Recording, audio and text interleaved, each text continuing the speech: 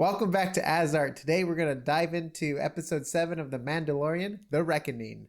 So, John, Ooh, The they Reckoning. listened to us. Wait, did I get the title right? Said, yeah, you got it right. I said, got who? it. The Reckoning. Yeah, so Nick didn't know it came out. Well, we talked a little bit last night that this was releasing early before the release of Star Wars Rise of Skywalker. And so we're like, oh, we didn't catch it right away, but we're catching it a little bit earlier than usually on Friday. And so I watched it a little bit before Nick. So what did you think overall?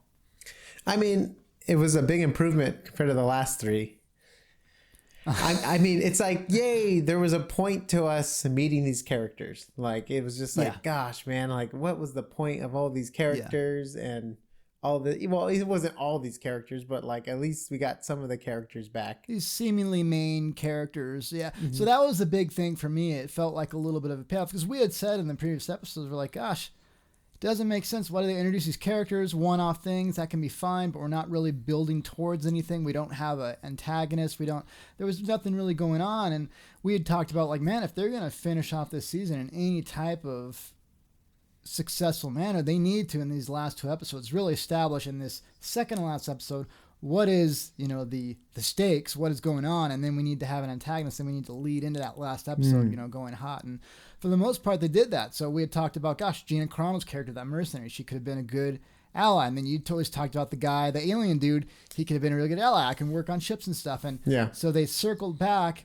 And I was just curious, from a storytelling and episodic perspective, do you think that was smart of them to do? Because now it makes sense they invested these times with these characters. But leading up to that point, by the way, the last episode still makes no sense with the gunslinger guy. That still makes no sense. But the other episodes make more sense now because Gina Carano's character is back. The alien guy's character is back. Did you think that was smart for them to do that way? Or do you think that had a lot of people lost? Like, why are you spending so much time in these episodes on these characters? Because I was thinking about that. I wanted to get your take on it. I think it was a waste. Those episodes are just, it was just filler. Like, it reminded me of like anime filler. It really was anime filler. Now we're back to the real story. I mean, you mean as far as the overall? I mean, we introduced characters that now we've brought back. So I'm like, okay, I understand why they had that in the episode now. Yeah, but the characters they brought back were from the first 4 episodes. Yeah, it's true. What I mean? There was like 3 episodes, or there was the one where there was in the desert. Then there was that one where they go to the jail. Oh, that's right. I forgot about the jail one. Wow, that's how quickly that filtered out. Because there's the desert one that I was referring to, and then the jail one. Those really were no meaning to them so far. Maybe it'll be explained kind of like these new ones have. Yeah, maybe because those characters were left alive in the jail cell. Yeah, that's true. I mean, so the last episode, there wasn't even any possibility for them to come back because they all dead. Yeah. Yeah. So, what do you think's I have a theory about Baby Yoda. What do you think is like, why is Baby Yoda? Tell me what you think about Baby Yoda first, because I want to hear about that. Yeah. Tell me about Baby Yoda. Okay. So I think there was a hint when the old mechanic dude was talking about the robots. And it's like, you can program a robot and all, what I mean? Like, he was going into like the whole thing. So I think they were basically telling us, because we saw Baby Yoda do the Darth Vader chokehold in this episode, showing that he could be dark and kill. Yeah. You know what I mean? Like, at an instinct. So I think what he was saying about the robot was applying to Yoda, Baby Yoda, where he can, if in the wrong hands, he could be molded to evil, in the right hands, he could be molded for good. So I think it's like what we're gonna see in the next episode. I hope they go dark. I would love to see a dark like evil Yoda. Wouldn't that be crazy? Kill you, I will. Crazy Muppets. But I think that was like in the episode, it was telling us like in the right hand. So whatever happens, I believe the Mandalorian is gonna leave with Baby Yoda. And now, speaking of that droid, do you think that droid is going to be brought in? Because he could have been a good companion as well. And a lot of the games and the shows and movies and stuff like that, there's always a droid companion. And so I thought he was actually going to be brought in, reprogrammed to follow them and help them. And that's which is still a possibility, obviously. And guys, if you haven't seen the episode, obviously there's a character that dies, the old guy, right? Yeah. Well, we don't know if he's dead. Well, he was smoking. His hide was smoking. I'm assuming he's dead. Yeah, but what's his name was also smoking too. What guy? The dude from Happy Gilmore. Oh my gosh, I keep forgetting his name. Oh, that's right. He was smoking, wasn't he? But he had a piece of metal there. Yeah, so like, you know, no one's dead unless they're like buried in the ground or burning In or pieces. you know what I mean? Yeah, like, yeah. Like, because like technically, in that desert episode that we hated, that we thought was a waste, that bounty could technically still be alive. Yeah, true. Yeah. No one like went to go see if he hit a vital organ or anything. You know what I mean? Yeah. Like, so who knows? But yeah. I really enjoyed this episode. The visual effects. Oh my gosh. Those creatures that were flying, are those the creatures from Yoda's planet on the Dagobah? Oh, they kind of. I mean, I'm assuming they're not, but they kind of look similar. They kind of have that pterodactyl type look. Yeah, to them I was bit. just like, wait a minute, is this a Yoda callback? That. Is this a Yoda thing? So I don't know. But and then we found out Baby Yoda can heal people with the Force. Yeah, that's new. And I still can't decide if I think that's extended. I think that's extended universe stuff. Well, he tried to reach for the Mandalorian a couple times when he was either trying to fix things. Remember early on, he always slapped him away. So we're seeing that he has these powers. Again, I can't decide if obviously this is nitpicking within the Star Wars universe, if I like this Baby Yoda. Again, we have to remember that thing's about 50 years old. He's probably pretty smart. Yeah, well, should that thing have any powers without any training, or is this a race I don't know. Rey has powers without training. Yeah, but I don't like that. I mean, that goes. But then again, he's also 50 years old. Yeah, well, I mean, but it's not about age; it's about training, right? Yeah, so and maybe he's just had any training. Maybe he's just one of those trainers. Maybe he would lift rocks just by waving his hands. That's a line from Weird Al Yoda. Oh, but I had no idea. He could lift me in the air just by raising his hand. Oh, but, my Yoda. A lot of the oh no, he's singing. A lot of the concerns though that we had about fulfilling this first season, at least somewhat successfully, they kind of addressed. He has like a team. The stakes are a little bit higher. We're back on this, like you said, we're kind of back on track. The last two episodes really departed and, like you said, felt like filler. But now we're back on track. We have an antagonist, even though we don't know much about him yet. I still feel like the story is strongest when you have an antagonist that you're actually invested in. The guy that we were invested in got killed off really quickly. The cool guy with such a cool accent, he's dead. And now this new guy who Nick said is the character McCluck. So he's the guy. I didn't realize this, you guys. He's the guy. Go ahead, tell him. Well, I don't know. He's what's his name from? He's the guy from Breaking Bad. He's like the guy that killed the most people, the most brutal. It's that guy. So I didn't. And maybe he has some fried tauntauns. Yeah, I was gonna say we fried tauntauns and fried Jawas in the restaurant chain. Yeah, but yeah. So he. Oh, maybe he owns the restaurant chain of those fried little creatures that sit on Jabba the Hutt in the first episode.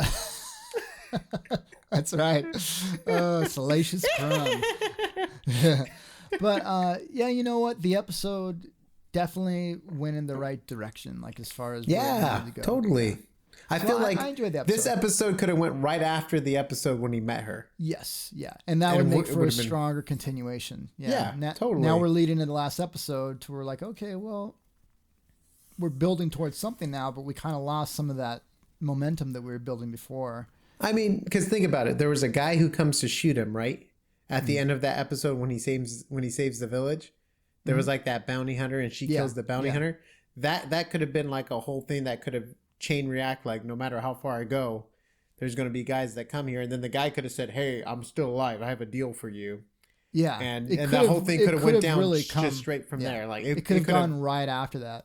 I wonder if they decided, you know what, we need 2 more episodes in between. I wonder if they did, because it really did feel like that. Because at the beginning of this episode, flying in space, just like the desert episode, flying in space, except in that one he gets shot down and has to go on this desert planet. In this one, he talks to the Apollo Creed guy. Yeah. Sorry, I don't know your real name, buddy. But and then he goes to this Carl planet. Withers. Carl Weathers. Weathers. No, Withers. I was close. Yeah, Carl Weathers. Yeah. Thanks to Arrested Development. He's the acting coach. Oh, I'm glad to anyways. see him back. He could be a cool guy to have on the team as well. He's a good actor. Gina Carano seems like she fits that mold really well. The alien dude seems like he's dead right now, but like you said, until we know for sure, you never know if anybody's dead in a movie.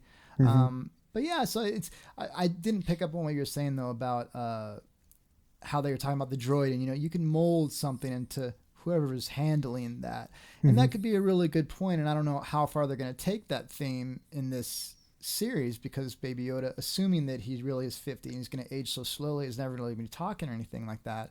But do you think that's why they put the Force choke in there? Because otherwise, the Force choke on Gina Carano's character doesn't really have any purpose in that. I think it's to show, like, it's just to show he's not 100% good. Maybe he's at that point where he needs to decide good or evil or something like that. So, and maybe that's the idea, is like the Mandalorian's gonna be his not his savior, but like his light. Like it's gonna be, he's still kind of a neutral character. I mean, he's used to be a bounty hunter, obviously. Yeah. Now he's still killing people, but he's doing it on a supposed more moral ground. So we're getting gray Yoda, like gray line Yoda, as far as morality goes. Yeah, gray everything now, huh? Yeah, gosh, everything's going gray. No more black and white.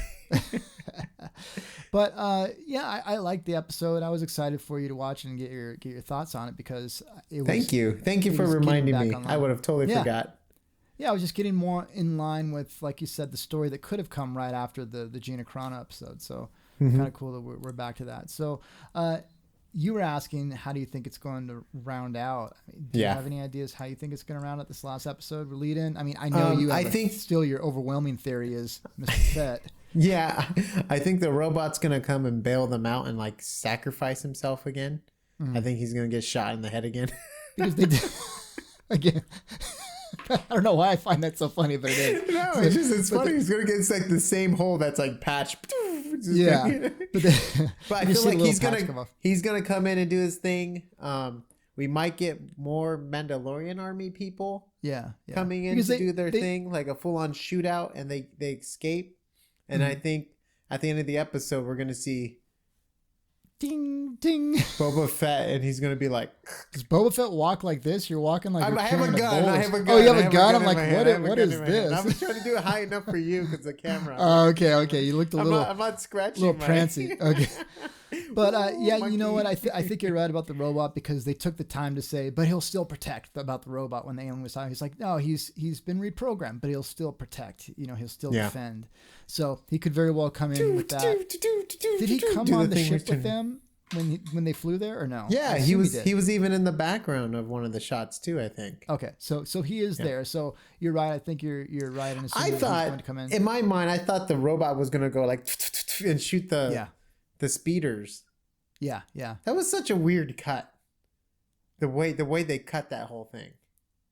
With the speeders and the chase. Yeah, like stuff? him getting shot, and then like we don't see him getting shot. We just see him on the ground. We see like Baby Yoda on the ground, and they like pick up the football and they go back the other way because it's a fumble. Like it was just like really like what? Like who thought of this? Like who storyboarded this sequence? I didn't think it was too bad. It was. It's like it's kind of leading your mind. Okay.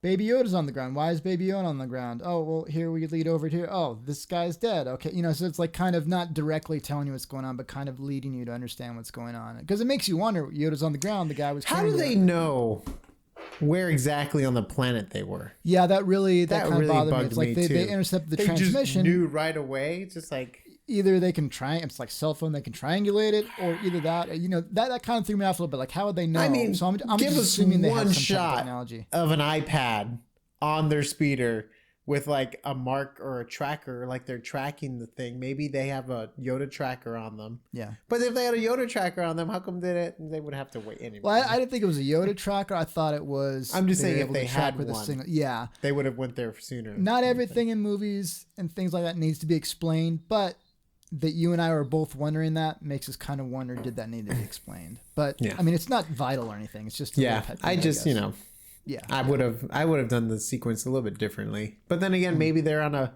effects budget, and maybe they're like, oh, we got to cut back some stuff because we're gonna need a TIE fighter to land in the scene. And it wasn't just a TIE fighter flying by; it was landing. Kind of changing configuration stuff. So I mean, there's some high end shots in there for sure. It's probably so cheap to do space shots. visual Yeah, effects. because you don't have to with worry rendering. about light as much, and Yeah. there's not much environment. I mean, they had It's some not complex interacting shots in with here for sure. anything. Yeah, yeah. Like when I did a lot of the ship renders for Futurama, I mean, the most important thing were the thrusters or whatever's in the back, you know, getting the glow right with the perspective, you know, it being smaller. And, you know, I think that's like the toughest thing to, but I don't even think X or TIE fighters even have thrusters on the back. That's the X-Wings. Yeah, you don't really see them kicking out stuff, I don't think. Yeah. Yeah. Anyways, on that note, boo! If you enjoyed it, please give it a thumbs up. If you have any questions about Mandalorian or better ideas than ours are probably terrible, please leave them down below. Any other topics you want us to cover, please let us know. Comment down there and we'll get to them. And all of our links to our podcasts, our channels and stuff is at asart.space. See you That's next right. time.